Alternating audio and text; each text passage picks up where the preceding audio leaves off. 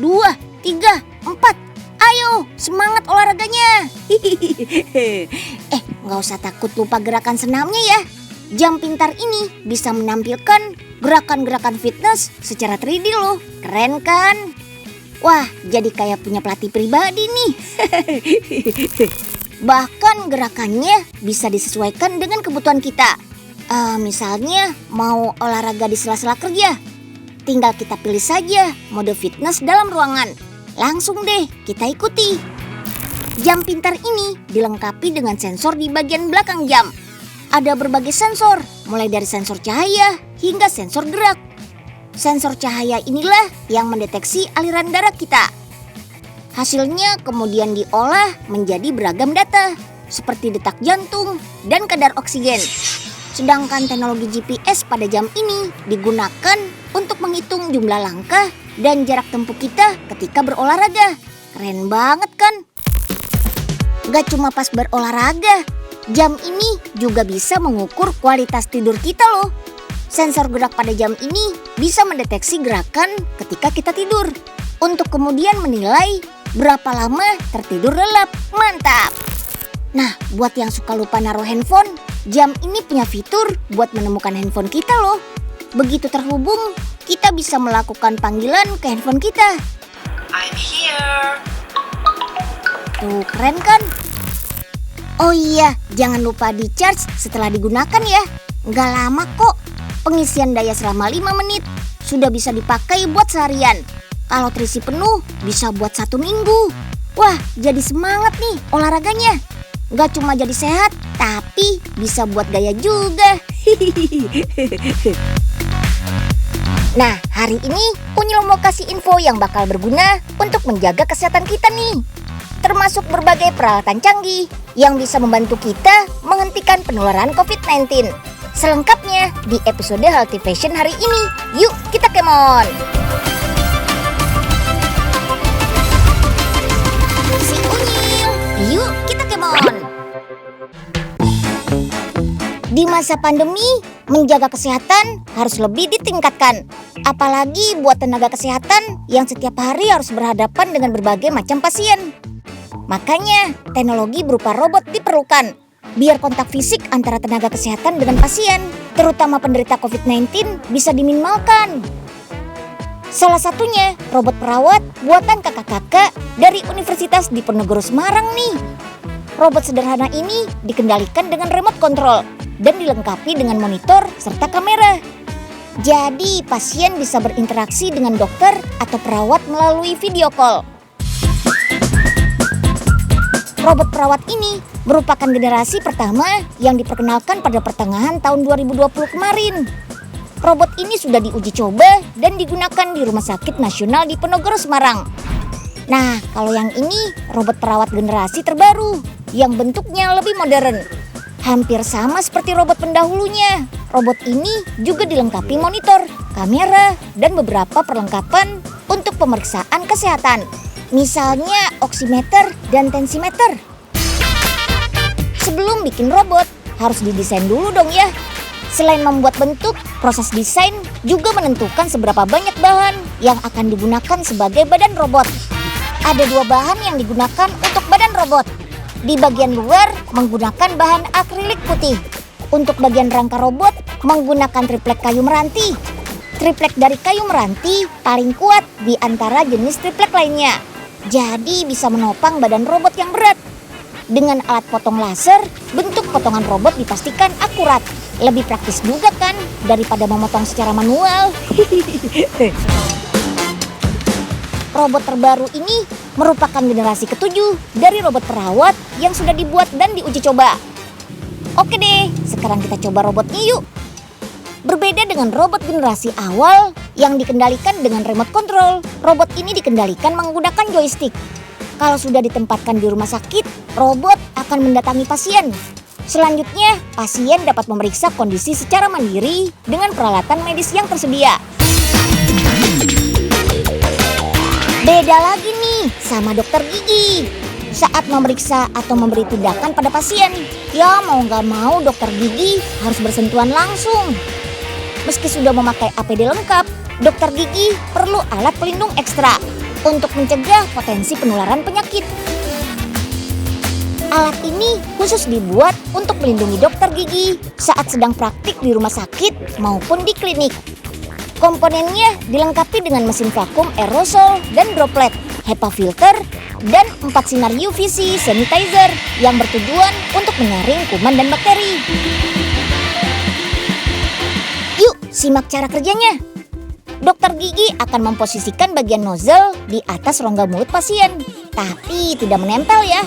Terus, melalui mesin vakum berdaya sedot tinggi, udara masuk ke jalur yang terhubung dengan box pertama. Nah, di sini ada 2 UV sanitizer. Lalu, udara tersaring di HEPA filter yang akan menyaring bakteri atau kuman.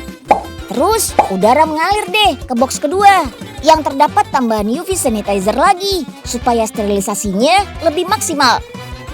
Untuk penggunaannya, setiap mau berganti pasien, bagian nozzle bisa dilepas terlebih dahulu untuk dibersihkan dengan lap yang diberi cairan antibakteri. Terus, semua HEPA filternya diganti dengan yang baru secara berkala tergantung pemakaian. Gak perlu setiap hari diganti kok. Semoga saja dalam waktu dekat alat ini sudah bisa digunakan seluruh dokter gigi di Indonesia ya.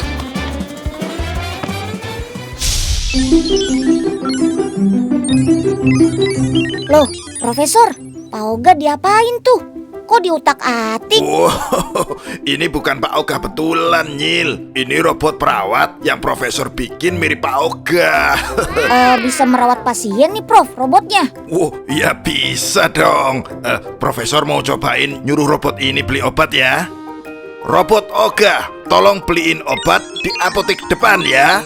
Wah, Lagi pada sibuk bikin apa nih? Hah? kok cepet amat Pak Oga? Mana obatnya? Obat apaan? Pak Oga kan baru datang.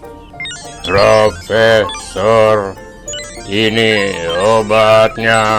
Wah, lah ini yang robot baru datang. Yang ini Pak Oga asli ternyata. Ya udah, mana sini obatnya? Gope dulu dong, Prof. Waduh, kok mirip sama Oga sih? Wele, kok bisa sama gini ya sifatnya? Satu Pak Oga aja udah repot, gimana ada 2? Supaya kesehatan terjaga, daya tahan tubuh kita harus kuat. Jadi nggak gampang terserang virus atau bakteri penyebab penyakit. Salah satu caranya dengan rajin konsumsi temulawak. Temulawak mengandung senyawa kurkumin yang bagus untuk meningkatkan daya tahan tubuh. Untuk mendapatkan ekstrak temulawak berupa senyawa kurkumin butuh proses panjang, yaitu dengan mengolah temulawak bersama larutan tertentu. Diuapkan, lalu dimasak sampai jadi serbuk padat. Ekstrak temulawak ini kemudian dicampur dengan bahan-bahan lain. Lalu dikeringkan dengan pemanasan 65 derajat Celcius. Sampai akhirnya jadi ekstrak kering yang tidak akan berjamur saat disimpan. Selain untuk daya tahan tubuh, senyawa kurkumin juga bisa mencegah terjadinya badai sitokin loh. Badai sitokin adalah reaksi berlebihan yang terjadi pada sistem imun di tubuh kita saat terserang penyakit. Jadi, tubuh mengeluarkan terlalu banyak antibodi yang akibatnya bisa mengganggu fungsi organ tubuh. Beberapa kasus kematian pada pasien COVID-19 terjadi akibat badai sitokin ini. Mencegah badai sitokin bisa dengan mengkonsumsi empon-empon yang banyak mengandung kurkumin, seperti minuman sari temulawak ini. Yuk kita kemon! Buat yang sibuk bekerja atau sekolah, biasanya olahraga cuma menjadi selingan saja. Tapi beda nih buat Kak Cinta Laura. Kak Cinta menjadikan olahraga sebagai gaya hidup. Untuk yang tinggal di kota besar, olahraga paling gampang ya di pusat kebugaran kayak gini. Di pusat kebugaran, banyak alat olahraga yang bisa kita gunakan sesuai dengan kebutuhan. Misalnya, kardio untuk membakar kalori, battle ropes untuk melatih kekuatan tubuh, sampai angkat beban untuk membentuk otot. Rajin berolahraga karena ingin membentuk badan ideal, sah-sah aja kok. Tapi tujuan berolahraga ya seharusnya supaya badan jadi sehat. Soal badan jadi lebih ideal, ya itu sih bonus aja. Menjaga kesehatan dengan rajin olahraga harus diimbangi dengan asupan gizi dari makanan dan minuman dong. Ibaratnya sehat luar dalam gitu deh.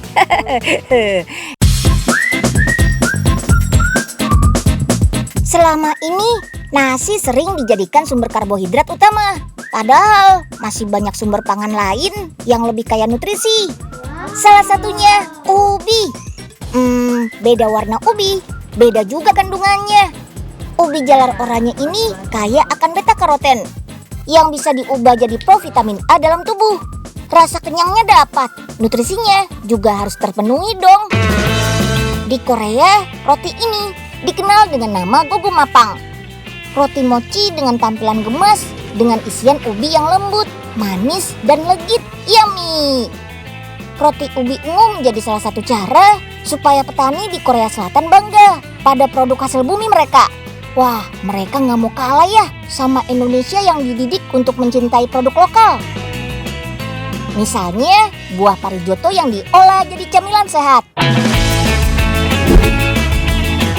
Buah parijoto merupakan buah legendaris yang tumbuh subur di kawasan Gunung Muria, Kudus, Jawa Tengah. Saat masih muda, buah parijoto berwarna merah muda. Rasanya bakal asam dan juga sepat. Semakin tua, warnanya semakin ungu dan rasanya juga manis. Meski ukurannya mini, buah ini kaya antioksidan alami seperti tanin, flavonoid, dan saponin yang ampuh untuk menangkal radikal bebas masuk ke dalam tubuh. Buah parijoto yang sudah dipetik bakal busuk dalam waktu 3 hari.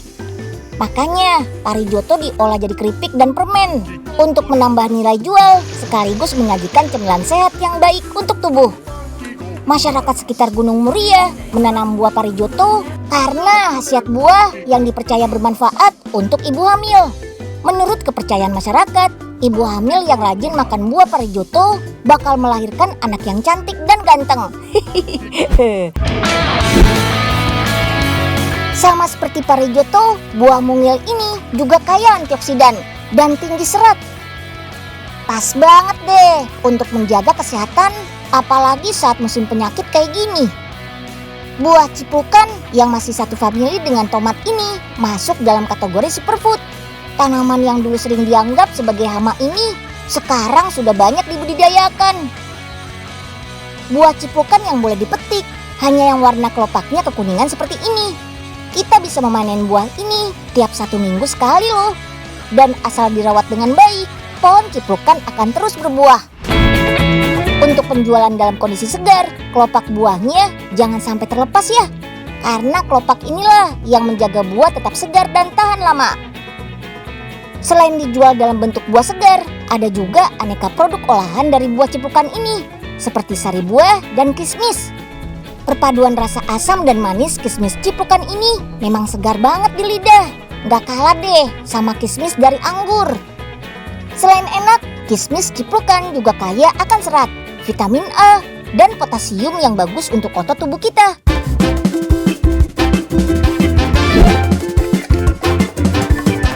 Teh ini dibuat dari racikan berbagai bahan herbal alami yang dikenal punya berbagai manfaat untuk kesehatan tubuh.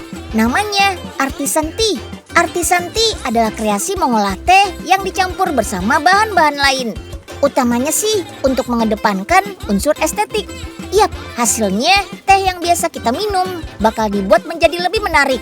Mulai dari cita rasanya, aroma yang unik, serta khasiatnya melalui racikan bahan-bahan herbal alami. Ini dia pilihan bahan-bahan Artisan Tea-nya. Terdiri dari rempah alias empon-empon, bunga-bungaan, buah-buahan asli, sampai biji-bijian loh. Untuk meraciknya, bahan-bahan ini nggak bisa langsung dicampur begitu saja. Untuk dedaunan dan batang, seperti daun pandan dan batang serai, perlu dirajang seperti ini. Untuk buah-buahan, harus diiris-iris menjadi lembaran kayak gini. Dan untuk bahan empon-empon seperti jahe, langsung dihaluskan menggunakan blender. Habis itu semuanya kita susun di atas loyang seperti ini deh. Satu persatu, loyang dimasukkan ke mesin dehidrator ini untuk dikeringkan. Beda sama oven atau panggangan, mesin dehidrator tidak menggunakan suhu tinggi. cukup di suhu sekitar 60 derajat Celcius selama 5 jam. Makanya hasil pengeringannya hanya mengurangi kadar air dan tidak merusak kandungan alami bahan herbalnya. Keren!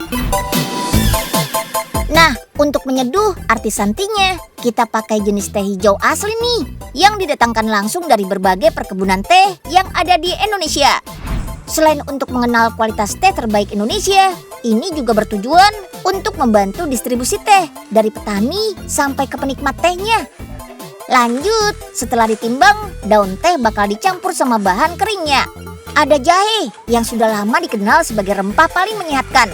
Dan juga serai yang kaya akan minyak esensial citronellanya yang bermanfaat untuk menenangkan dan mengobati gejala flu. Sebelum dikemas, masih ada satu campuran bahan kering yang gak boleh ketinggalan nih. Yap, ini dia, buah lemon keringnya. Konsumsi campuran teh dengan bahan herbal berkhasiat gini bisa menjadi salah satu usaha untuk menjaga kesehatan dan menangkal infeksi penyakit. Cocok deh untuk mendukung gaya hidup yang aktif dan butuh daya tahan tubuh yang tinggi. Mantap! Teman-teman, kita juga bisa berkreasi dalam menyajikan hidangan teh yang lebih menarik dan kekinian loh. Seperti variasi teh mocktail ini nih.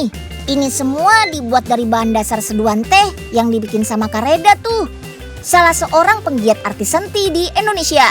Sama kayak kopi, menyeduh teh juga nggak bisa sembarangan. Waktu penyeduhan harus dihitung. Dan suhu air penyeduh juga nggak boleh asal panas aja. Idealnya di suhu 85 derajat Celcius. Baru deh teh bakal dicampur-campur lagi dengan bahan lain biar menghasilkan rasa dan warna yang menarik. Misalnya ada sirup atau soda lemon kayak gini. Rutin meminum teh dapat memberi manfaat yang baik buat kesehatan, terutama menjaga daya tahan tubuh karena kandungan antioksidannya yang sangat tinggi. Menikmati teh juga lebih ekonomis kok, karena bisa diseduh berkali-kali.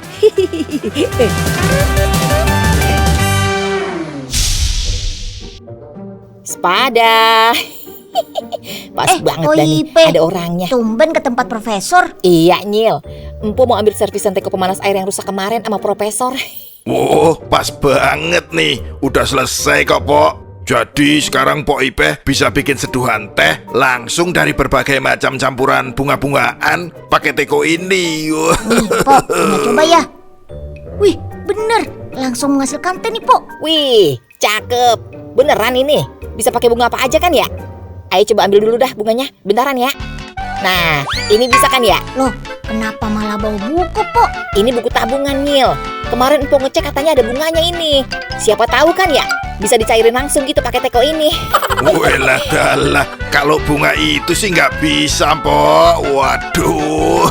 Ya, kalau itu sih harus ke bank dulu, Pok.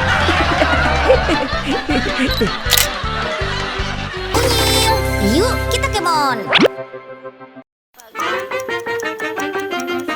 Tubuh yang sehat harus didukung juga dengan lingkungan yang sehat, terutama soal kualitas udara nih. Pencemaran udara yang terus-menerus dihirup dalam jangka panjang bakal merusak organ dalam tubuh. Solusinya, ya alat transportasi ramah lingkungan plus anti polusi. Bisa bikin kita sehat juga, karena sekalian olahraga. Basis tenaga surya. Boleh nih, cobain dong.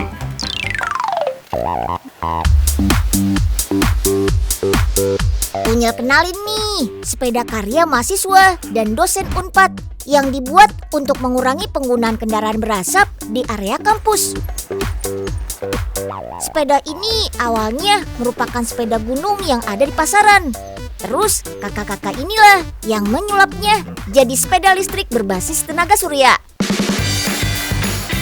Ini nih mesin utamanya, brushless DC motor listrik dengan daya 350 watt dan controller untuk mengontrol motor dengan input dari sensor dan throttle. Untuk menyimpan daya, ada baterai sebesar 36 volt.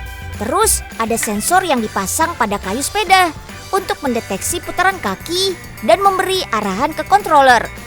Sepeda listrik ini juga dilengkapi layar monitor LCD yang berfungsi menampilkan informasi jarak tempuh dan kecepatan. Wih, meskipun kegiatan pendidikan belum diizinkan untuk tahap muka, Unyil salut deh sama kakak-kakak yang masih terus berinovasi. Semangat terus untuk anak Indonesia. Seperti kata pepatah, lebih baik mencegah daripada mengobati. Nah, semoga informasi yang Unyil bagikan hari ini bisa menginspirasi teman-teman untuk selalu menjaga kesehatan. Oke, udahan dulu ya episode